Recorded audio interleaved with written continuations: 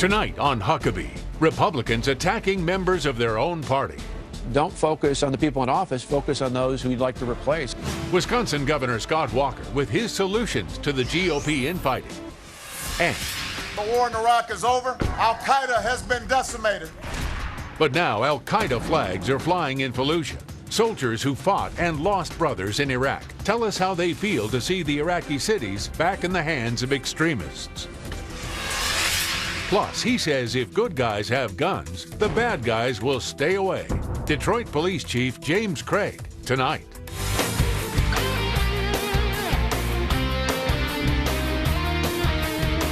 Ladies and gentlemen, Governor Mike Huckabee.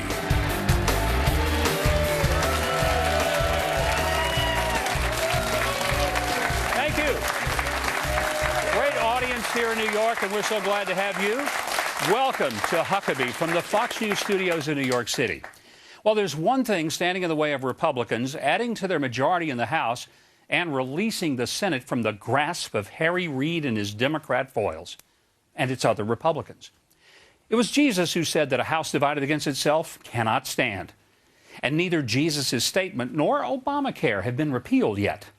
Now, with the jobless rate continuing to keep many from being able to find enough work to pay their bills, with our overall economy only favoring those well connected to Washington or Wall Street, and our standing in the world decimated by bungled policies, embarrassing mistakes like getting caught spying on foreign leaders, 2014 ought to be a good year for the Republicans. But if something doesn't change, it's going to be a disaster. And we actually run the risk of seeing Nancy Pelosi back in the Speaker's chair. Republicans, yeah, my audience doesn't like that too much. Well, Republicans shouldn't allow the party's process to be hijacked by big bucks advertising campaigns, which don't always target liberals, but provide weapons of fratricide so conservatives can slice other conservatives to pieces, rather than focusing on the real contrast with leftists. Those who blame the Tea Party, well, I think they're misguided, because the Tea Party is a movement, not a structured organization. And as such, the Tea Party has rightfully helped the Republican Party refocus on the perils of spending money we don't have and borrowing money that we can't afford to pay back. No, it's the infighting, the backbiting, and the wounds from those who ought to be our friends that hurt us the most. When Republicans spend time and money to tear down other Republicans rather than to build up the country, why would we expect people to want to vote for us? People want to be led by someone who looks like he's going somewhere, not someone who looks like he's sorry he's been. We ask you to offer your thoughts on Facebook and Twitter as to how the Republican Party should go forward. Oh, and you surely did. Now, many of you used a term that, well, be honest with you, I'd like to see it outlawed from the vernacular of the party, the term rhino. It stands for Republicans in name only. It's a pejorative term that questions the authenticity and orthodoxy of someone's party purity. One of our Facebook posts from Bettina Flo said to me, "Get rid of all the rhinos, including you," speaking of me. Now, for one to imply that he or she is more pure a Republican than someone else is to assert that that one individual has either been given or has taken the role of keeper of the kingdom. Now, with all due respect, I fought in the trenches of Republican politics for over 2 decades, but I wouldn't pretend that I'm lord over determining who the real Republicans are versus the so-called rhinos. I think Wendy Harris has it right. Here's what she posted. They all need to be on the same page fighting for the same fight, we the people, and get rid of those who don't or won't. Then Jane Gladden also expressed some real common sense. She posted this: stand together. A party divided cannot win. And Raymond Davis sent this message to us.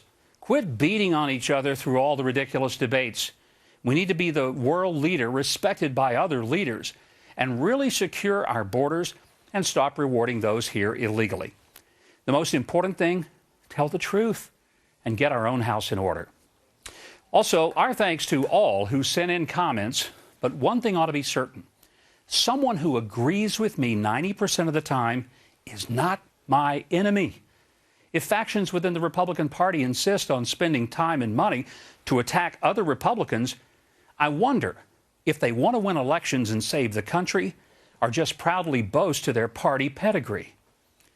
I'd rather have a loyal dog who licks me than one with a pedigree who bites me.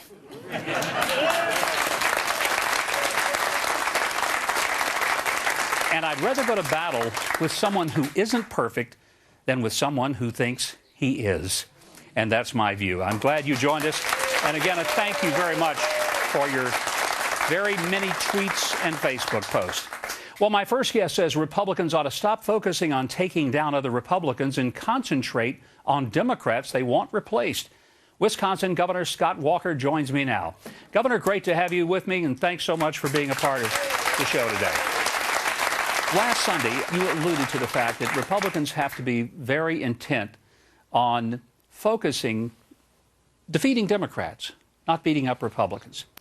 Let's talk about how Republicans need to turn the tide to win elections, because nobody questions your, I think, credibility as a conservative, but you have not taken the idea that we need to tear down other conservatives. So where do we go from here? Well, you're exactly right. And I think for I and a lot of other folks, particularly governors who were elected in 2010, many of the people who helped elect us share our frustration, particularly with the federal government being too big, too expansive, too a part of our lives. And so we want to take action. But what I think we learned in Wisconsin, and in fact, I point out in my book, Unintimidated, other Midwestern governors in particular learned, was in 2010, we not only elected governors, we elected Republican majorities in our legislative bodies, and that made all the difference in the world. It's why we had in Wisconsin and Ohio, in Michigan and other states, Iowa, but particularly in those three first battleground states, we not only won, but we got big, bold reforms done. Why? Because we had a Republican team in place. In Washington, we don't have the same thing. We have House Republicans, people like Paul Ryan, my good friend, who are leading the way, pushing for true reform. But we still have a United States Senate controlled by Harry Reid and the Democrats, and we still, unfortunately, for the next few years, have a Democrat president.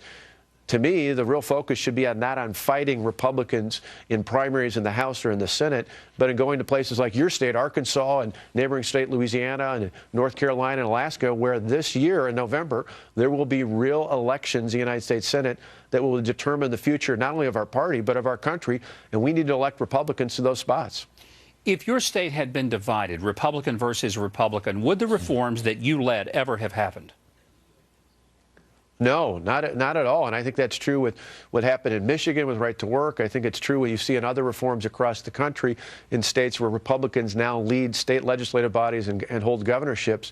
We were able to put a team in place. We had great help, not only from the Republican establishment, from a lot of grassroots activists in the Tea Party and other elements across our state who said, we're going to help you put the power back in the hands of the people. We're going to help the hardworking taxpayers be the ones in charge. But if we had to fight our own party to do that, we would have had tremendous difficulties, if not an outright barrier to that kind of reform. And so I think the real answer, and again, I share the frustration that many do, even after this last budget compromise is put together, but I said the real answer is to not to go out and attack Republicans who tried to push reform in the House or to try and defeat them in primaries. It's to go out and win those winnable elections in the United States Senate. Then after that, if a year from now Republicans hold the United States Senate and they hold the United States House, if at that point we can't get things done, then I think it's legitimate to hold people in our own party accountable. But in the end, I said it's sometimes I feel like there are some who want people in Washington on our side to hold their breath until the other side